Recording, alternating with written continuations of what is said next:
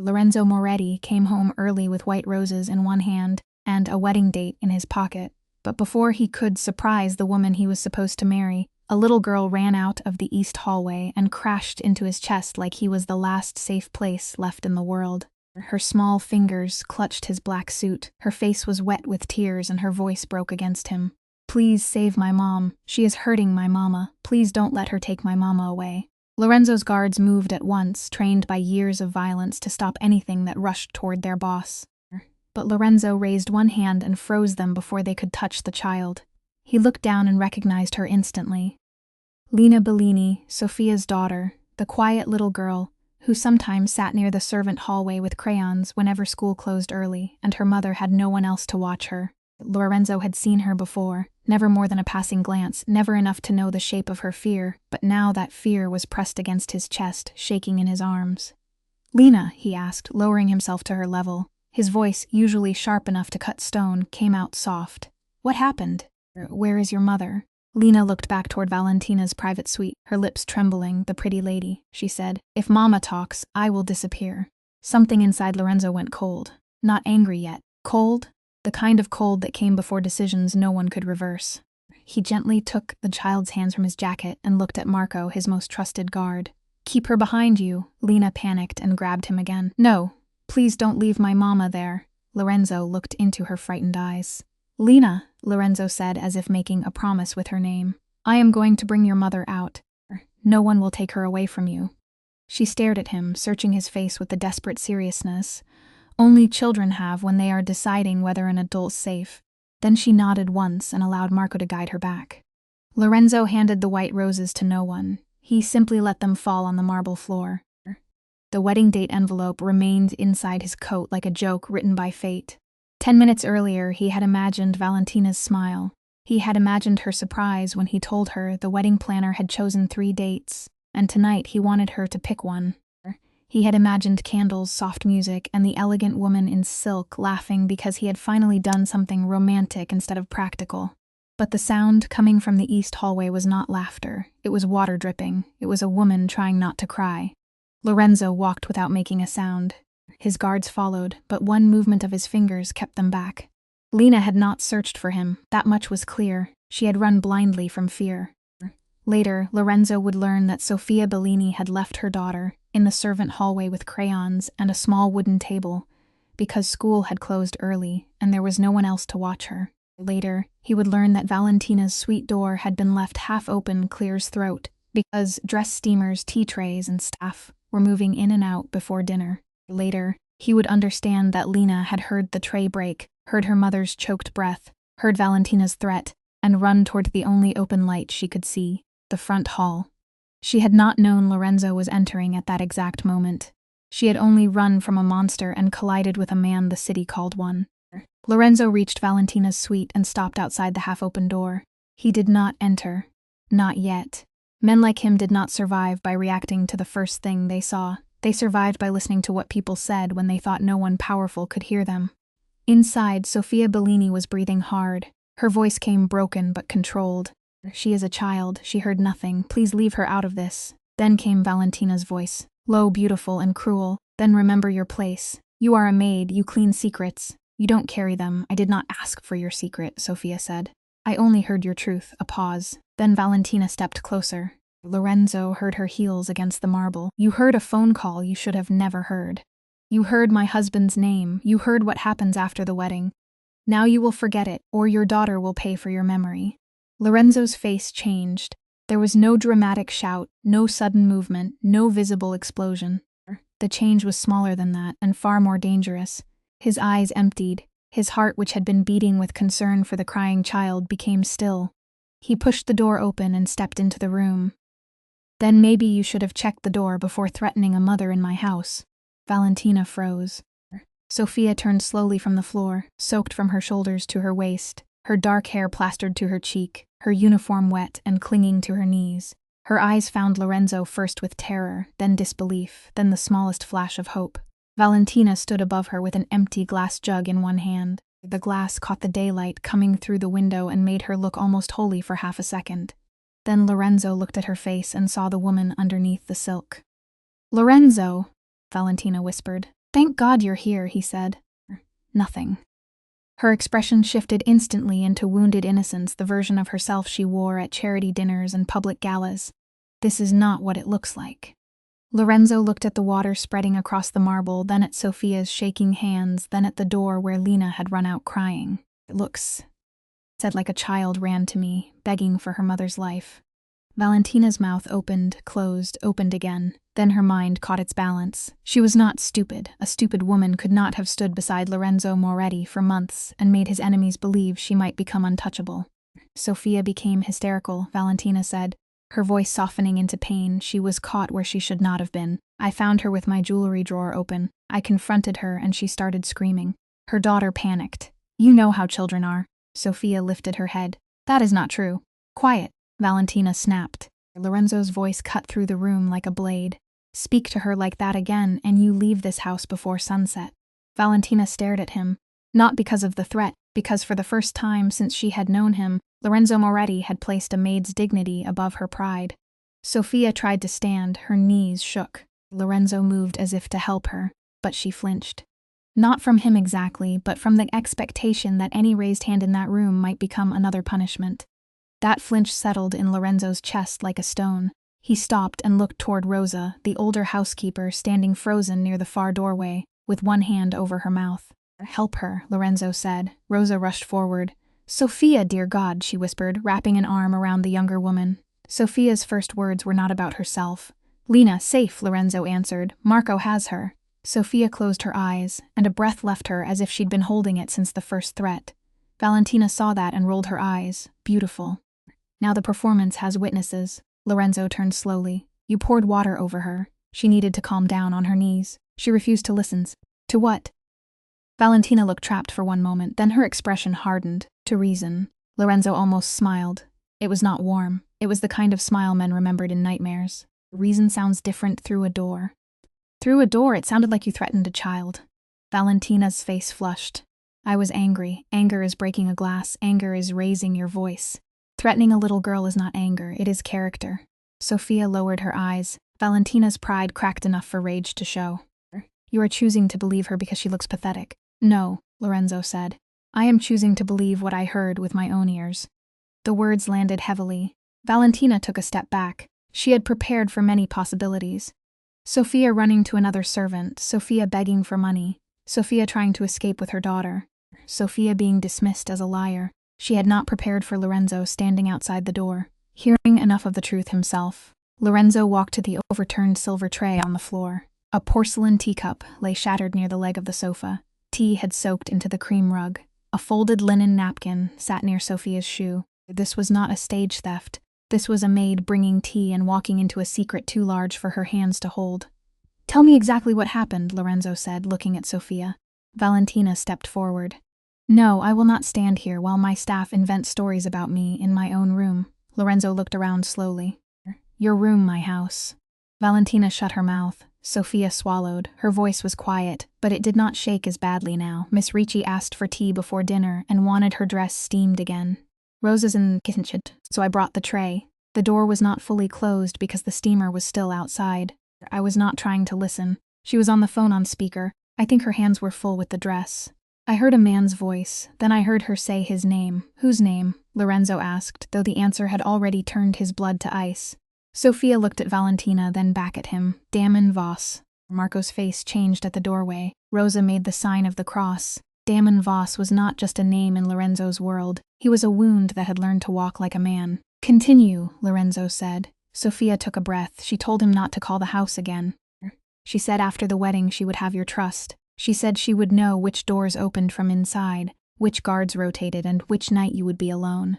She said he should wait until she became your wife. Lorenzo's eyes shifted to Valentina. "And the husband?" Sophia hesitated as if the word itself might harm her. "He called her his wife." She did not deny it. She said, "Not until after the wedding, Damien. Until then, no clear's throat one can know I am still your wife." Valentina laughed. "But the sound was too sharp. That is not what I said." "Then what did you say?" Lorenzo asked. Valentina lifted her chin. "I said no one can know he once thought I would be his wife. Damien is obsessed with me. He has been trying to reach me. I was protecting you." Lorenzo looked at the wet floor by threatening Lena. I panicked because Sophia misunderstood a dangerous conversation. Sophia looked at her stunned. You told me my daughter would disappear because you were hysterical. I needed you to stop shouting. I wasn't shouting, Sophia said. I was asking you not to hurt her. Valentina took a step towards Sophia, forgetting Lorenzo for 1 second. Because you brought her into this house like a shield, a maid's child running through my halls, touching my things, listening at doors. Sophia's face changed. Fear remained, but now anger rose beside it. My daughter was in the servant hallway because her school closed early and I had no one else. She was coloring at the back table. She heard me drop the tray and came because she thought I was hurt and then ran outside to make a scene. She ran because you said she would disappear. Valentina's lips pressed into a hard line. Children hear words they do not understand. Lorenzo's voice was quiet. She understood enough. He turned toward Marco. Bring Lena close enough for Sophia to see her. Not inside until I say. Sophia's eyes filled with gratitude. She tried to hide. Thank you, sir. Do not thank me for doing what should have been done before she had to run. Clear's throat, Marco returned with Lena a moment later. The little girl stood outside the room, half behind the guard, her eyes searching until they found Sophia. Mama. Sophia moved toward her, but Valentina took a sudden step and Lena recoiled. Lorenzo saw the recoil, so did everyone else. Sophia's face broke. Lena, baby, I'm here. Lorenzo nodded and the child rushed to Sophia, wrapping both arms around her waist. Sophia sank to her knees, wet uniform and all, and held Lena so tightly it looked like she was holding her own heartbeat. I'm sorry, Lena sobbed. I tried to find help. Sophia kissed her hair again and again. You did right. You did so right. She said she would take you. No one can take me from you. Lena looked at Lorenzo over her mother's shoulder. He promised. Sophia looked at Lorenzo too. Something passed between them. Not romance, not yet. Something cleaner, trust born in a terrible moment. Lorenzo nodded once. I promised. Valentina watched the exchange with open irritation. This is exactly what I mean. Look at this display. Tears, trembling gratitude. She knows how to make you feel powerful. Lorenzo looked at her with disgust. He did not bother to hide. If that is what you see when a child holds her mother, then I almost made a worse mistake than I knew. Valentina's face hardened. You think she cares about you? She would have sold what she heard to the highest bidder if I had not caught her. Sophia lifted her head. No, Valentina sneered. Then what were you going to do with my private conversation? Sophia looked at Lorenzo. I don't know. Her honesty surprised the room. I was afraid. I knew no one would believe a maid over your fiancé. I thought maybe I should run. Then I thought if I ran, she would still marry you and whatever I heard would happen. I did not know what to do. Lorenzo held her gaze. Would you have told me? Sophia's answer came slowly. Yes, but I was trying to find the courage. Valentina gave a bitter laugh. Courage? How noble. Sophia stood, keeping Lena behind her. Do not speak to me about courage when you used my daughter to make me silent. The room shifted. Sophie still wet, still frightened, still a maid in a house where everyone else had more power than she did. But in that moment she stood taller than Valentina. Lorenzo saw it. Valentina saw him see it, and hatred flickered across her face. You are nothing, Valentina whispered. You clean floors. Sophia's voice stayed low. And today I cleaned enough lies to see the dirt under yours. Rosa inhaled sharply. Marco looked at the floor to hide the smallest hint of approval. Lorenzo did not hide his. Valentina's eyes filled with humiliation. She turned back to him. You are going to let her insult me? You poured water on her in front of her child, because she crossed a line. No, Lorenzo said she heard one. For the first time, Valentina seemed to understand that charm would not repair this. She lowered her voice and stepped closer to him, trying a different weapon, intimacy. Lorenzo, please think. You know me. You know the woman I have been to you. The dinners, the charity nights, the quiet mornings, the way I stood beside you when everyone else feared your name. Do not let one frightened servant tear apart what we built. Lorenzo looked at her hand as she reached for his sleeve. He did not allow her to touch him. What did we build? He asked. Valentina stopped. A future. A future with how many husbands? Her eyes flashed. That is cruel. No, cruel is threatening a child. She flinched, he continued. Cruel is letting me bring flowers to a trap. Her voice dropped. You do not know Damien. I know enough. No, you know the war version. You know the monster men mention in back rooms. I know the man who owns people even after they run. Lorenzo's eyes narrowed. There it was again, not just guilt, fear. Valentina noticed his attention and immediately regretted giving him truth. He stepped closer. How long, Lorenzo? How long have you been his wife? Sophia's breath caught. Valentina looked at the child, at the guards, at Rosa, at Sophia. Pride struggled against panic. Finally, she looked back at Lorenzo. It is not what you think. That was not my question. I was 18. The words came out like they had been buried alive. My father owed Damon money and protection. Damien wanted a Ricci name attached to his business. My father gave him me. The room went still. Even Sophia's expression changed. Valentina's face hardened quickly, a shame that she had revealed pain. It was not a marriage. It was a transaction. Lorenzo's voice remained quiet, but legal. She looked away. Yes.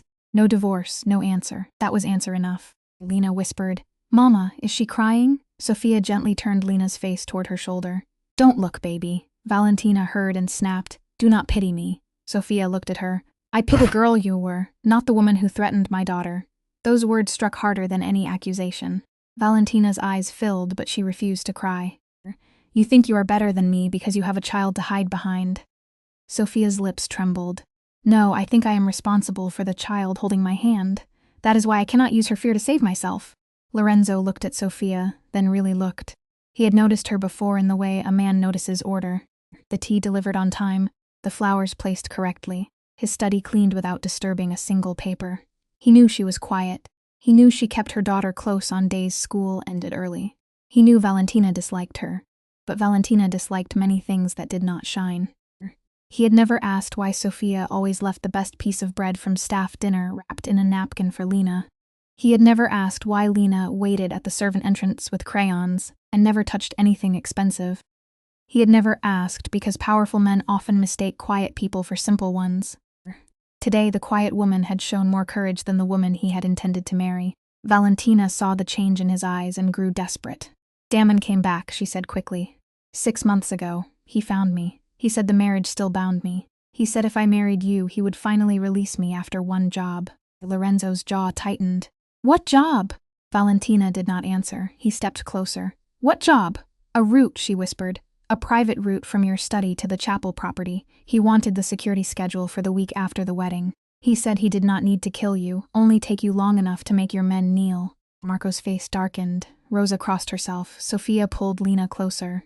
Lorenzo did not move. His silence was worse than rage. "And you agreed," he said. "I survived," Valentina said. "You planned. I was trapped, so you chose to trap me. You don't understand what it is to be powerless." Lorenzo looked at Sophia's soaked dress. "I am beginning to." Valentina recoiled as if he had slapped her. "Do not compare me to her." "I wasn't," Lorenzo said. "She had less power than anyone in this room and still chose not to betray someone to save herself." Sophia looked down, Clear's throat overwhelmed by the weight of his words. Valentina's mouth twisted. She had nothing to lose. Sophia's head lifted. "I had her." She placed one hand on Lena's head. "That is everything." The line settled in the room with painful simplicity. Lorenzo felt it in a place he did not often allow anything to reach. He had come home believing his future was inside a wedding envelope, but the future had run into his arms crying. Not his child blood, not his responsibility by law. Yet, the moment Lena said, "Please, save my mom," his house had become accountable. Valentina's betrayal had endangered his life. Her threat had revealed her soul. Lorenzo turned to Marco. "Call Enzo quietly. I want confirmation on Damien Voss. Recent movement, shell accounts, Ricci transfers, marriage records, everything. No Clear's throat went outside this wing, here's why." Marco nodded and stepped away. Valentina's eyes widened. "You are investigating me?" Lorenzo looked at her. "I am correcting the mistake of trusting you. Lorenzo, please do not." His voice was low, but it stopped her cold. "Do not use my name like you did not just offer it to my enemy." Sophia whispered, "Sir, may I take Lena away from here?" Lorenzo looked at her. There was something unbearable about the request. She was asking permission to remove her child from a room where no child should ever have been afraid. "Yes," he said. "Rosa will take you both to the blue guest room, not the servant quarters." Sophia looked confused. "Sir, I can go downstairs. You can go where my guards can protect you." Valentina laughed through tears. "Now she gets a guest room." Lorenzo did not look at her. "She gets safety." Rosa moved towards Sophia and Lena. Lena hesitated, still watching Lorenzo. "Will you come?" she asked. The question was small, but it filled the room. Lorenzo crouched again. "Soon promise?" "I promised once already. I do not break promises to children." Lena nodded solemnly. Then she let Rosa lead her and Sophia away. Sophia paused at the doorway. "I am sorry," she said. Lorenzo frowned. "For what?" "For hearing what I was not meant to hear." Lorenzo looked at her soaked uniform, at the red marks on her wrist where someone had grabbed too hard, at the dignity she still tried to keep folded around herself like a torn coat. "No," he said. "I am sorry it took a child running into my arms for me to hear what was happening in my own house." Sophia's eyes shone, but she said nothing. Then she left with Lena. When the door closed behind them, the room felt larger and emptier. Valentina stood near the window, the afternoon light cutting across her face. Without the audience, without the child, without Sophia's quiet strength, she looked exhausted, but Lorenzo no longer trusted exhaustion. A snake could be tired and still venomous. "Start talking," he said. Valentina wiped one tear with the back of her hand. "You always were cruel when you became quiet, and you always performed better when people were watching." She looked at him sharply. "I did care for you. Do not insult me with half-truths." "I did," she insisted. "Not at first." "At first, yes, I needed protection. Claire's throat needed your name. I needed a way out from under Damien. But you were not what I expected." "What did you expect? A monster?" Lorenzo's eyes hardened, and I found a lonely man pretending not to be one. The words landed somewhere uncomfortable. Valentina saw it and stepped closer. "That is why I stayed. That is why this became harder." "Harder to betray me?" "Yes." The honesty was ugly, but it was honesty. Lorenzo stared at her. "Do you want credit for struggling before selling me?" Her face crumpled. "You don't know what he threatened." "Tell me. My father, my brother, me. He said he would send pieces of my past to every paper in Italy. He said he would tell you I belonged to him before you ever touched my hand. He said, men like you do not forgive another man's claim." Lorenzo's eyes narrowed. "You thought I would punish you for being forced into marriage at 18. Valentina looked away. "I thought you would see me as damaged. So instead, you chose to become dangerous. I chose to survive by threatening Sophia's daughter." Silence. Valentina closed her eyes. "I should not have said that, but you did. I was scared she would ruin everything. She was trying to save everything for you." Valentina snapped, eyes opening. "Not for me. No one saves women like me. Men use us. Fathers trade us. Husbands own us, and then saints like Sophia judge us because they had the luxury of staying clean."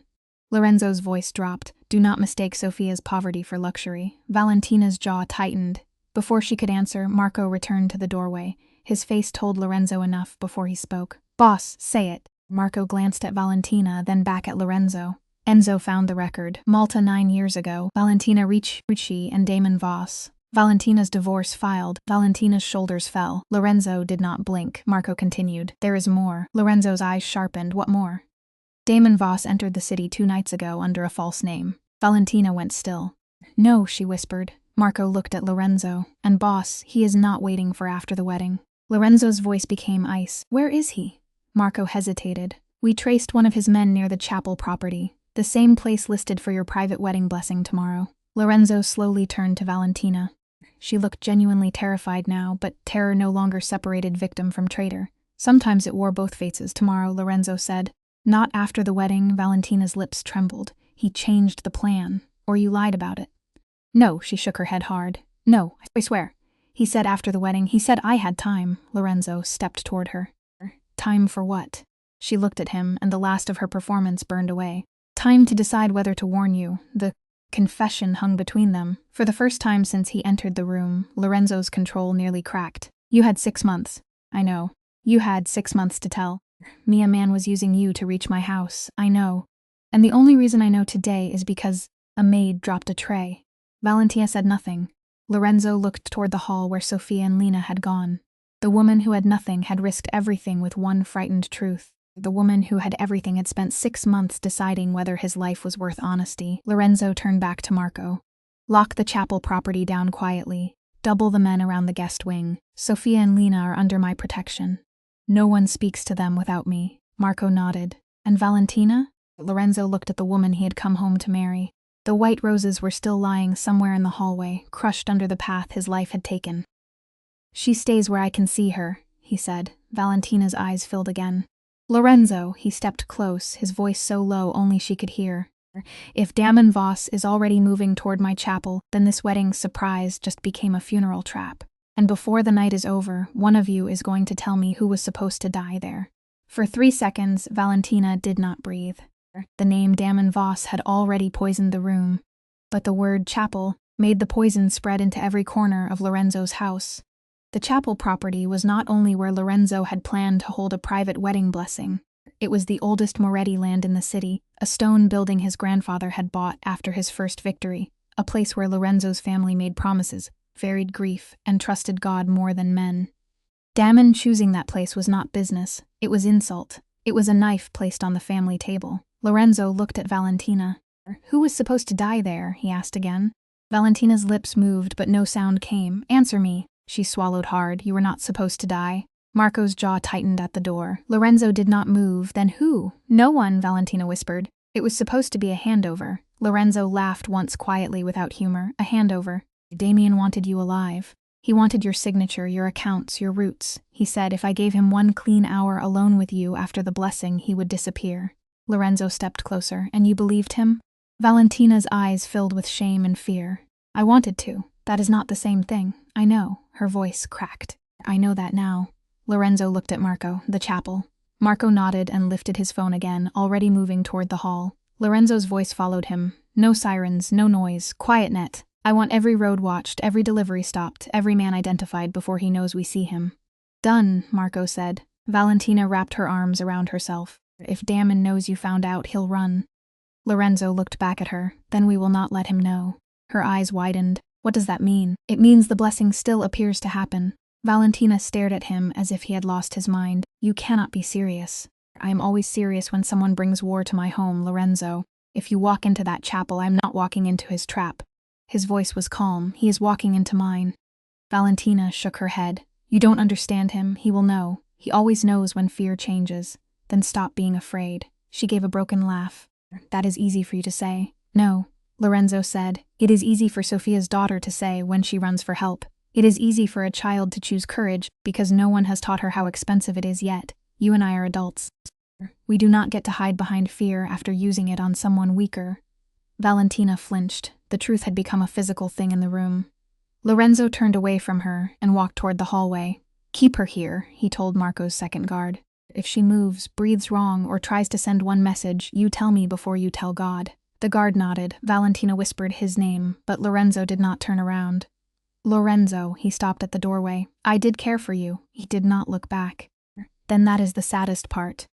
In the blue guest room, Sophia sat on the edge of the bed, wrapped in a dry blanket. Lena pressed against her side like a small shadow. Rosa had brought warm towels and tea, but Sophia had barely touched either. Her uniform was gone, replaced by one of Rosa's plain dresses. Still, she looked uncomfortable in the room, as if kindness were a chair she had not been invited to sit in. When Lorenzo entered, she immediately tried to stand. Please don't, he said. Sophia froze halfway up. Sir, I should not be in here. You should not have been on that floor either. She lowered her eyes. Lena stared at him from under Sophia's arm. Is the pretty lady gone? Lorenzo softened his voice. She is away from you. Lena thought about that answer. But is Mama safe? Lorenzo looked at Sophia before answering. Yes, both of you are under my protection. Sophia's face tightened with worry instead of relief. Sir, I don't want trouble. Trouble already came here wearing a dress worth more than your yearly salary. Sophia looked down embarrassed. I only wanted to do my work. No, Lorenzo said. Today you did more than your work. Lena lifted her head. Mama dropped the tray. Sophia's cheeks flushed. Lena. Lorenzo crouched so the child would not have to look up at him. That tray may have saved my life. Lena's eyes widened. Really? Really? Then Mama won't lose her job. Sophia closed her eyes and Lorenzo heard everything inside that question. Rent, food, school fees, medicine. A life balanced so tightly that one rich woman's anger could break it. No, Lorenzo said, your mother will not lose her job for telling the truth. Lena leaned against Sophia in relief. Sophia whispered, thank you. Lorenzo stood. Do not thank me yet, I need to ask you something. Sophia's hands tightened around Lena. About the call, yes. Did Valentina say anything else? Any place, any object, any timing. Small details matter. Sophia closed her eyes, trying to return to the moment that had nearly destroyed her. She said, after the blessing, not before. She said you would go to the old chapel office to sign family papers. Lorenzo's expression changed slightly. The old chapel office, yes. She said that room had a back door, only family used. Marco, standing at the entrance, looked at Lorenzo. The back door had not been used in years, only old Moretti staff knew it existed. Lorenzo's voice remained steady. Anything else? Sophia frowned, fighting memory. She said the flowers would arrive early. White lilies, not roses. She told Damon not to send men who looked like soldiers. She said wedding workers are invisible if they carry something beautiful. Lorenzo's eyes went hard. Marco was already typing into his phone. Stop every floral van headed to the chapel property, Lorenzo said quietly. Sophia's face went pale. I'm sorry. I should have remembered sooner. You remembered in time. There was one more thing. Lorenzo became still. Sophia looked toward Lena, then gently asked Rosa to take her to the washroom for a minute. Lena did not want to leave, but Sophia kissed her forehead and promised she would stay right there. When the child was gone, Sophia reached into the pocket of Rose's borrowed dress and removed a small bronze key tied with white thread. Lorenzo's expression darkened. "Where did you get that?" Sophia placed it carefully on the table. When Miss Riachi grabbed my wrist, this fell from her sleeve. I did not know what it was. I picked it up because Lena was on the floor near the broken glass, and I did not want her to cut herself. I forgot it was in my hand until Rosa changed my dress. Marco stepped forward. "Boss." Lorenzo took the key without touching Sophia's fingers. He knew that key. He had not seen it since his mother died. It belonged to the sacristy door behind the old chapel office, the door used by Moretti brides to enter quietly before family blessings. Lorenzo had given Valentina access to the chapel for planning, but that key should have remained locked in the chapel safe. Valentina had not only planned betrayal, she had stolen from the bones of his family. "Sophia," Lorenzo said, his voice lower now. "This detail may matter more than anything you heard." Sophia looked ashamed instead of proud. "I should have told you immediately. You were soaked, threatened, and protecting your daughter." Still, her voice steadied. "If this can stop him, then use it. I don't want to run away while the people who did this walk into that chapel." Lorenzo looked at her, then really looked. She was no longer just the woman he had found on his floor. She was frightened, yes, but she was choosing to stand where fear told her to hide. "You do not have to be brave for my war," he said. Sophia met his eyes. "This stopped being only your war when my daughter learned to fear a beautiful room." Silence followed. Lorenzo closed his hand around the key. "Then I will make sure she never has to learn that lesson twice." By sunset, the truth arrived piece by piece. Damon Voss had entered the city 2 nights before. 3 rented vans were moving under a catering license toward the chapel road. A florist had been paid double in cash to stay home. One of Valentina's deleted messages, recovered from a backup by Enzo's men, mentioned the hour after the blessing in family papers. Another mentioned Lily's. Nothing stated murder, nothing had to. In Lorenzo's world, a private hour with an enemy was never private and never only an hour. By nightfall, the chapel was surrounded so quietly that even the birds seemed not to notice. The vans were stopped at different streets before they reached the property. Men carrying white lees stepped out and found themselves facing Moretti guns instead of wedding staff. No bullets were fired. Lorenzo had given one order, clean, but Damon Voss was not a fool. He had entered earlier than expected, not through the front road and not through the delivery path. He had entered through the sacristy door behind the old chapel office, using the route Sophia had uncovered before he could disappear into it.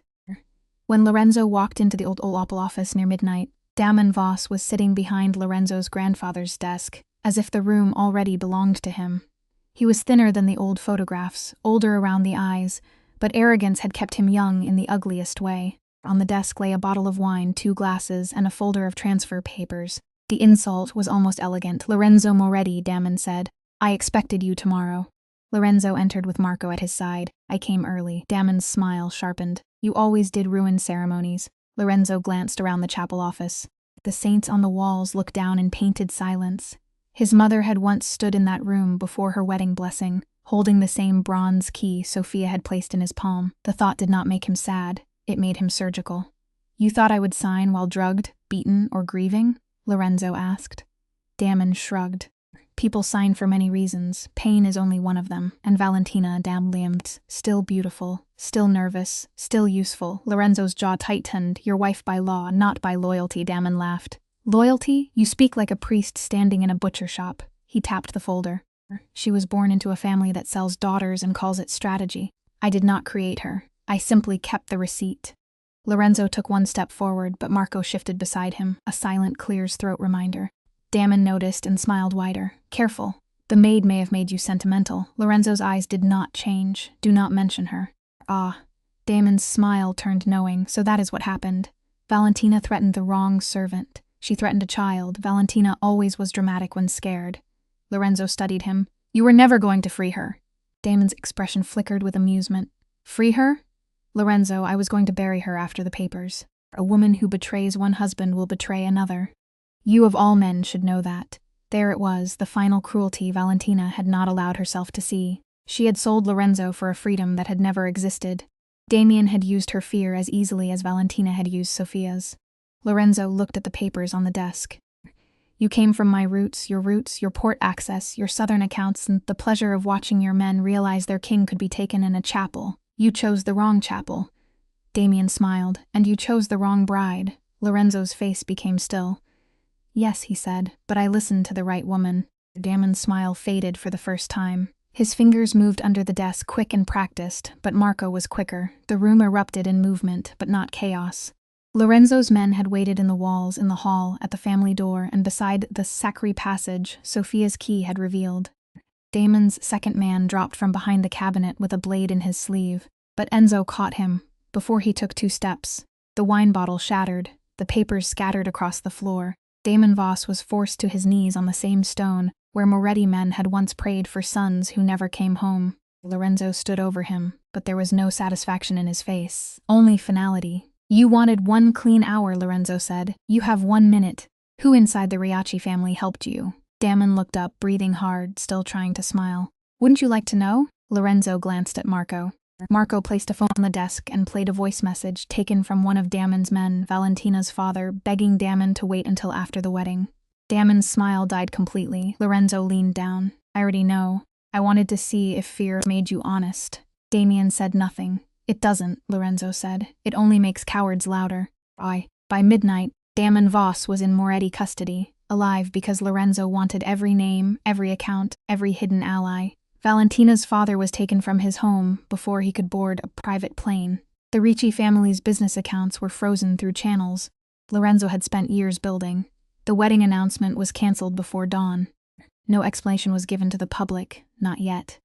Lorenzo preferred truth to arrive like a knife slid slowly from a sleeve. Valentina learned Damon had been captured in Lorenzo's study. She sat across from his desk, pale, hollow-eyed, stripped of jewelry, except the small diamond earrings she had worn when Lorenzo first met her. He stood by the window as the city moved under morning light. "He was going to kill you," Lorenzo said. Valentina stared at him. "No, after using you? After using me? After the papers?" She shook her head, but there was no strength in it, he promised. Lorenzo turned. "And you believed a man who once accepted you as payment?" Tears gathered in her eyes.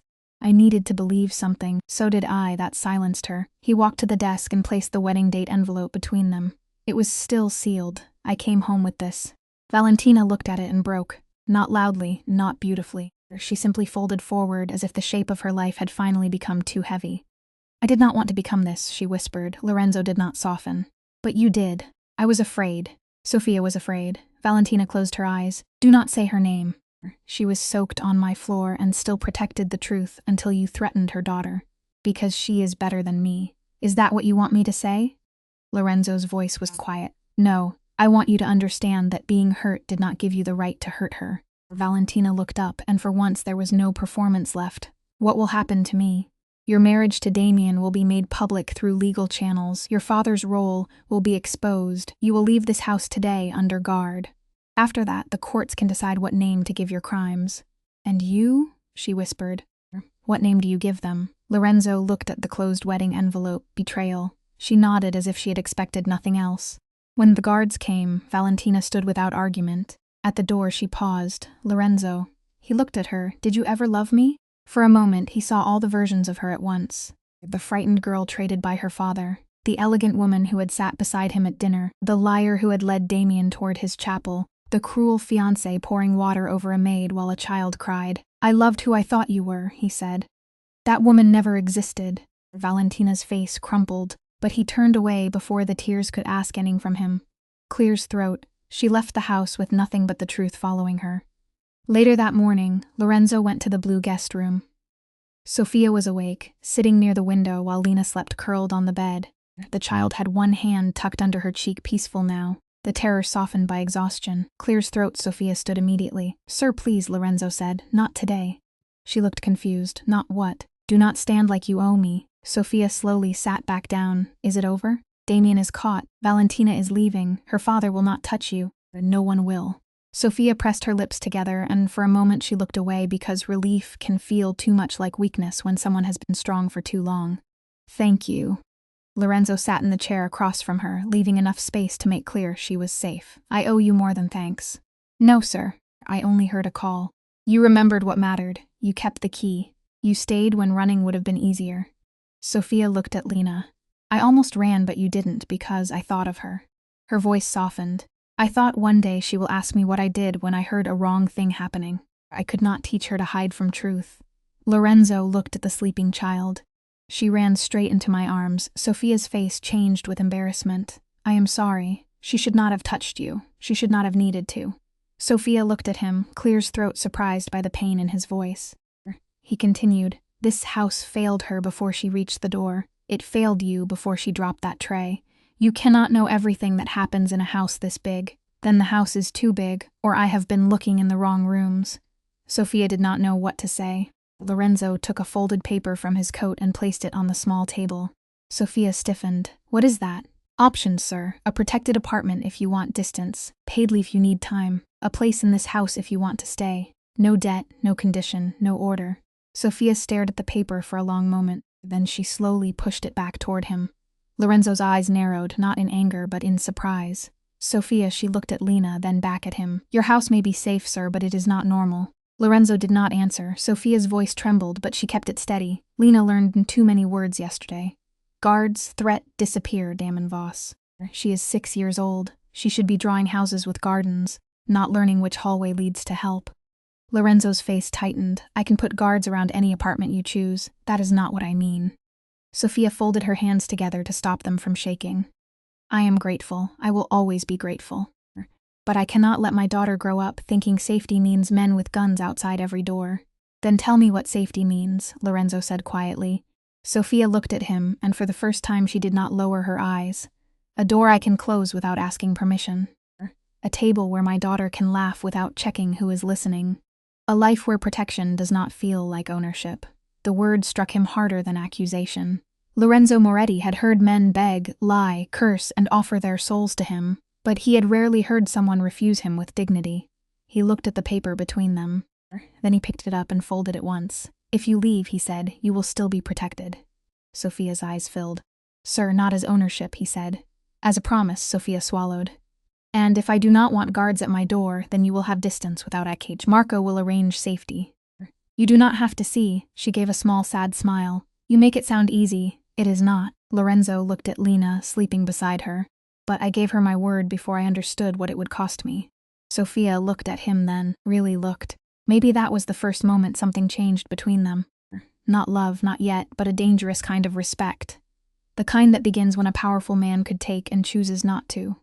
2 days later, Sophia and Lena left the Moretti mansion through the same front hall where the white roses had fallen. Rosa cried quietly while holding Lena's little suitcase. Marco stood near the door, expression unreadable. Lorenzo stood at the foot of the staircase, hands at his sides, not touching Sophia, not stopping her, not turning her goodbye into another command. Lena looked back at him. Will Mama still be safe? Lorenzo crouched at the distance Sophia had allowed. Yes, even if we don't live here, especially then. Lena thought about that, then nodded with solemn trust. Sophia's throat tightened. She wanted to thank him, but gratitude felt too small and too dangerous. So she only said, Goodbye, sir. Lorenzo's jaw moved once. Goodbye, Sophia. He watched them leave, and for the first time in years the mansion felt too large because someone had walked out of it with the right to go. For 3 weeks, Sophia tried to build a quiet life. The apartment Lorenzo arranged through a neutral charity was small, clean, and far enough from the Moretti house that Lena could walk to school without passing armed gates. Sophia found temporary work at a bakery near the corner. She rose before dawn, packed Lena's lunch, and told herself that quiet was enough. For a while, it almost was. Lena began drawing again. Clear's throat houses, flowers, a garden with a fountain she claimed she did not miss. Sometimes a tall man appeared near the door of the house, but Sophia never asked who he was. She was afraid of the answer, and more afraid that she already knew it. Then the rumors began. They arrived first as whispers outside the bakery, then as a woman pulling her purse closer when Sophia passed, then as a mother at Lena's school gate, lowering her voice too late. That's the maid, someone said. The one who tried to frame Valentina Reiki. I heard she was caught stealing jewelry. I heard she used her child. Sophia kept walking. She had survived worse than whispers. But that afternoon, Lena came home quiet, too quiet. She placed her crayons on the table and did not open them. Sophia knelt in front of her. Baby, what happened? Lena looked at her with eyes too old for her face. Mama, what does thief mean? Sophia's heart broke so suddenly she almost reached for the wall. Who said that word to you? Lena looked down. A girl's mama said I should not bring my crayons near her bag because my mama likes pretty things that are not hers. The room blurred. Sophia pulled Lena into her arms, but her daughter did not cry. That made it worse. Mama, Lena whispered, you didn't steal anything, right? Sophia closed her eyes. The truth had saved a mafia boss, exposed a wife, stopped a trap, and brought down a monster. But here, in a small apartment with a child holding crayons, the truth still had to defend itself against gossip. No, baby, Sophia whispered. I did not steal anything. Lena nodded, but her fingers clutched Sophia's sleeve the way they had clutched Lorenzo's suit that day. That night, Lorenzo came to know before Sophia called. She did not call at all. Marco brought the report into his study and placed it on the desk without a word. Lorenzo read every line. Riachi allies had begun leaking stories to sympathetic society pages and school circles. Sofia Bellini, unstable maid, caught near jewelry drawer, used child to manipulate Moretti household. Valentina Riachi framed by servant lies. Lorenzo's hand closed around the paper until it bent.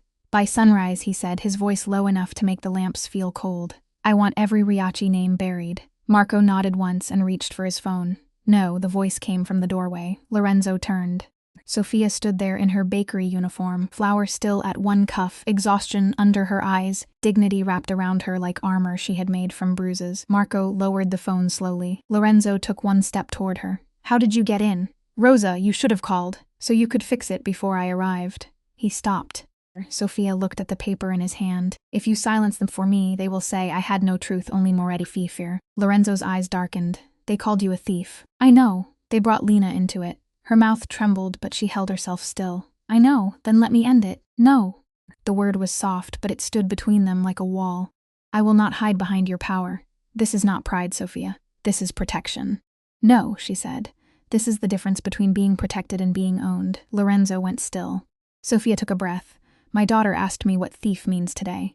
I will not answer that question by letting powerful men fight over my name while I stand quietly behind them. I stood quietly once. It nearly cost you your life. The room fell silent. Marco looked away. Lorenzo stared at her for a long moment, and something in his face changed. Not anger, not surrender, understanding.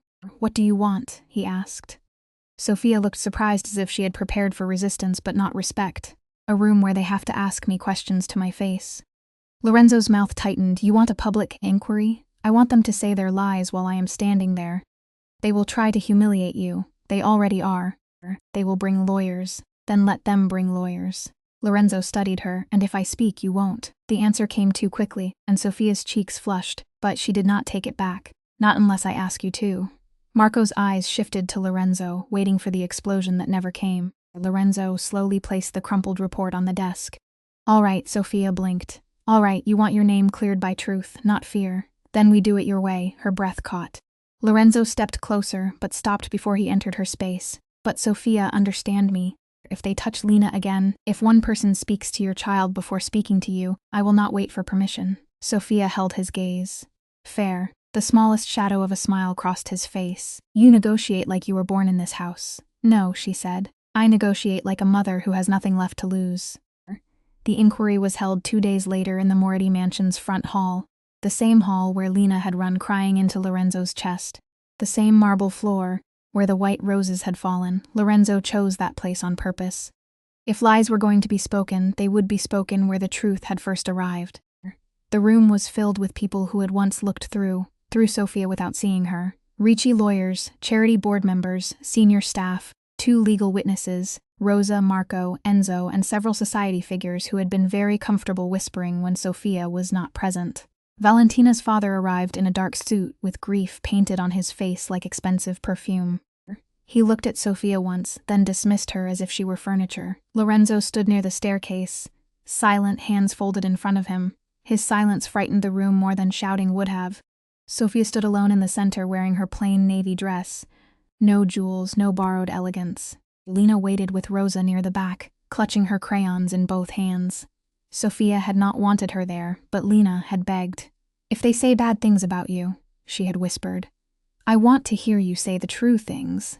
That was why Sophia stood there now with her heart beating against her ribs and her daughter watching. The Ricci lawyer began smoothly. Miss Bellini, is it true you were found inside Miss Ricci's private suite near her jewelry drawer? Lorenzo's fingers twitched once, but he did not speak. Sophia felt his restraint from across the room. It gave her strength because it was not control, it was trust. Yes, Sophia said. A murmur moved through the hall. The lawyer smiled faintly. So you admit you were near her valuables. I was near her drawer because I was on my knees after she poured water over me. The murmur died. Sophia continued, her voice shaking only at the edges. I did not steal her jewels. I heard her truth, and that was the only thing in that room valuable enough to make her afraid. Rosa began to cry silently. The lawyer's smile thinned. Miss Bellini, are you aware that accusing a woman of Miss Ritchie's status requires evidence? Sophia looked at him. Being poor does not make my memory less legal. Someone in the room drew a sharp breath. Lorenzo's eyes did not leave her face. The lawyer stiffened. Did you or did you not use your child to create sympathy for Mr. Moretti? Sophia turned slowly enough that the whole room followed her gaze to Lena. Lena stood very still, too still. Sophia's voice softened, but it carried. My daughter did not run for sympathy. She ran because a beautiful woman in a beautiful room taught her that power could make mothers disappear. Lena's eyes filled. Sophia looked back at the lawyer. If you want to call a 6-year-old child a strategy, do it while looking at her. The lawyer looked down first. That was the first victory. Then Valentina entered. No one had expected her. Her father turned sharply. Valentina. She walked slowly, paler than Sophia had ever seen her, dressed in black, her beauty still present, but no longer useful. 2 guards remained near the doorway behind her. The room shifted. The Ricci lawyer moved toward her, desperate for control. Miss Ricci, please confirm for their accord that Miss Bellini fabricated the accusation after being caught in your room. Valentina looked at Sophia for one long second. Hatred flickered there. Then exhaustion. Then something more painful than either. Recognition. Her eyes moved to Lena, who was standing with crayons clutched to her chest like a shield. Valentina's mouth trembled. Her father stepped closer. Tell them the maid lied. Valentina turned to him. For a moment the room disappeared and she was 18 again, standing before a father who had decided her life was a debt payment. Her voice came quietly. No. The word cracked the hall open. Her father stared at her. What? Valentina looked at Sophia again. The maid did not lie. Silence fell so hard it seemed to stop the air. The lawyer tried to speak, but Valentina raised one hand. She heard what I said. She heard Damon's name. She heard enough to know the wedding was a trap. Her father's face went white. Valentina, stop. She turned on him fully. You sold me once. The words struck the room like a slap. I will not let you bury another woman's name to save yours. Sophia's breath caught. Lorenzo's face did not change, but his eyes sharpened. Valentina looked at him once, then away. I am not saying this because I am clean. I am not. I threatened Sophia. I threatened her child. I did what frightened people do when they become cruel instead of brave. Her voice broke, but she forced it steady. But she did not steal from me. She did not frame me. She told the truth. Her father moved as if to grab her arm, but Marco was suddenly there, one step between them. Valentina's father stopped. Lorenzo finally spoke, and his voice carried the weight of a door closing forever. The record is complete. The Ricci lawyer lowered his papers. No one whispered now. Sophia stood in the center of the hall, still trembling, still poor, still the same woman who had been on the floor days earlier. But the room no longer looked through her. They saw her. That was what almost broke her, not the insults, not the accusation. Being seen, Lena Clear's throat broke free from Rosa and ran to her mother. Sophia caught her kneeling again on the same marble where the story had begun, but this time no one stood over her. Lena whispered into her neck. You said the true things, Mama.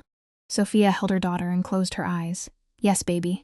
Across the room, Lorenzo watched them. He did not move toward them. He wanted to. Every instinct in him wanted to wrap his power around them so tightly nothing could touch them again. But Sophia had asked for her voice, not his shadow. So he stayed where he was and let her victory belong to her. That evening, Sophia left the mansion again. Rosa begged her to stay for dinner. Marco offered a car. Lorenzo said nothing until they reached the front doors. The setting sun poured across the marble floor, turning the place where the roses had fallen into gold. Sophia looked at him. Thank you for not speaking. He gave the faintest smile. It was one of the hardest things I have done. She almost smiled back. Almost. You could have ended it faster. Yes, why didn't you? Lorenzo looked at Lena, who was half asleep against Rosa's side, then back at Sophia. Because you asked me not to own your truth. Sophia's eyes changed. That sentence did more than any protection order could have done. Good night, Lorenzo, she said, and it was the first time she used his name without being told. He felt it like a hand placed carefully over an old wound. Good night, Sophia. Later that night, when the city had gone quiet and Lena was asleep in the small apartment with one arm around her crayons, Sophia heard a knock at the door. She froze. Then she looked through the peephole and found Lorenzo standing alone in the hallway. No guards, no black cars visible from the window, no commands surrounding him, just Lorenzo holding a folded piece of paper in one hand. Sophia opened the door only halfway. Is something wrong? No. He looked almost uncertain, which would have been impossible to believe if she had not seen it with her own eyes. May I give you this? She looked at the paper. What is it? Lena left it in the hall. Sophia took it slowly. It was one of Lena's drawings, a crooked house, a woman with dark hair, a little girl with a ribbon, and a tall man standing outside the door. Not inside the house, not at the center, not owning it, waiting. Sophia stared at the drawing. She drew you outside. Lorenzo nodded. Yes, why does that matter? He looked at the little apartment behind her, at the small table, the 2 cups drying beside the sink, the crayons lined in a careful row. Because I have spent my life owning houses, Sophia. Your daughter was the first person who drew me as someone waiting to be invited in. Sophia's eyes filled before she could stop them. Lorenzo did not step closer. I do not know how to be that man yet, he said, but I would like to learn. Sophia looked at him through the narrow opening of the door. And if I never invite you in, then I stay grateful outside. It should have sounded like a line. It did not. It sounded like a man telling the truth because he had finally found someone who would not reward him for pretending. Sophia opened the door a little wider. Not fully, not yet, but wider. Would you like tea? Lorenzo looked at the small apartment, then at her. Only if you want to make it. Sophia almost laughed. I asked, didn't I? Something softened in his face. Then yes, he stepped inside like a man entering a church. Careful, not because the room was expensive, but because it was not his. That was the night Sophia began to love him. Not because he saved her, not because he had power, not because he could destroy anyone who touched her name.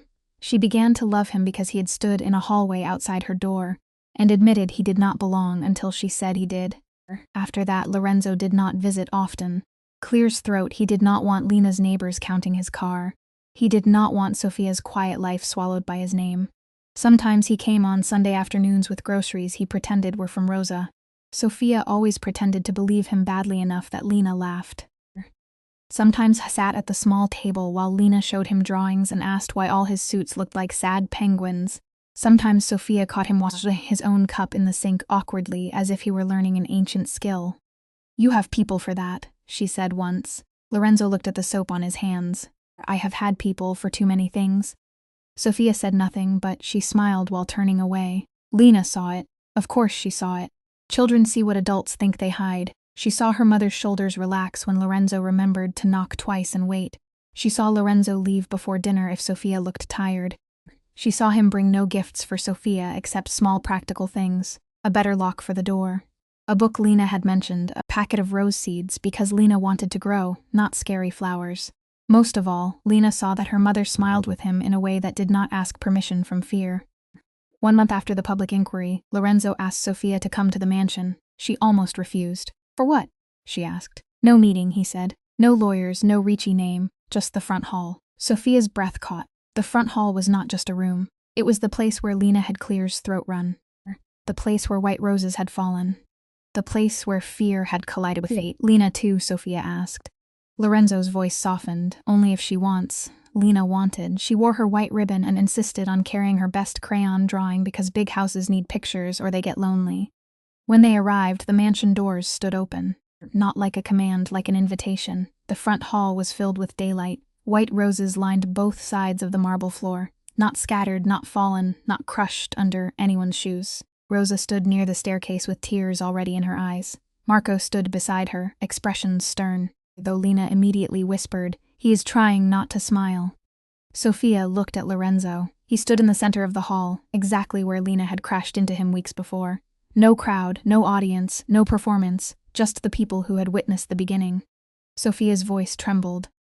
What is this? Lorenzo walked toward her slowly, stopping far enough away that she could still choose distance.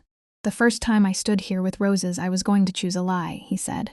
Then your daughter ran into me and asked me to become better than the man this city feared. Sophia's eyes filled. Lorenzo looked at Lena. She asked me to save her mother. I thought that meant pulling you out of a room. His gaze returned to Sophia. I did not understand that saving someone is sometimes letting them walk away from you. Sometimes it is staying quiet while they defend their own name. Sometimes it is standing outside a door until they decide whether you are safe enough to enter.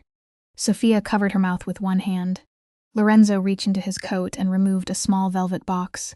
He did not open it yet. Sophia Bellini, I will not ask you to live under my protection. I am asking you to build a life with me where protection is not control and love is not debt. Her tears spilled over. Lorenzo lowered himself to one knee on the marble floor. The same floor where Sophia had once knelt, soaked and humiliated. The same floor where Lena had clung to him in terror. This time no one was above anyone in cruelty. This time he knelt by choice. I cannot promise you a life without danger, he said. I will not insult you with a pretty lie, but I promise that your voice will never have to break before I hear it. I promise that Lena will never be used as a price for your silence. I promise that every door I ask you to enter will still open if you choose to leave. He opened the box. Inside was his mother's ring, simple, old, and bright in the daylight. And if you say no, Lorenzo said, his voice quieter now, your name stays clean, your apartment stays safe, your daughter stays protected. My promise does not depend on your answer. Sophia broke, not because of the ring, not because of the roses, because for the first time in her life, safety was not being offered as a bargain. Lorenzo was not asking her to trade gratitude for love.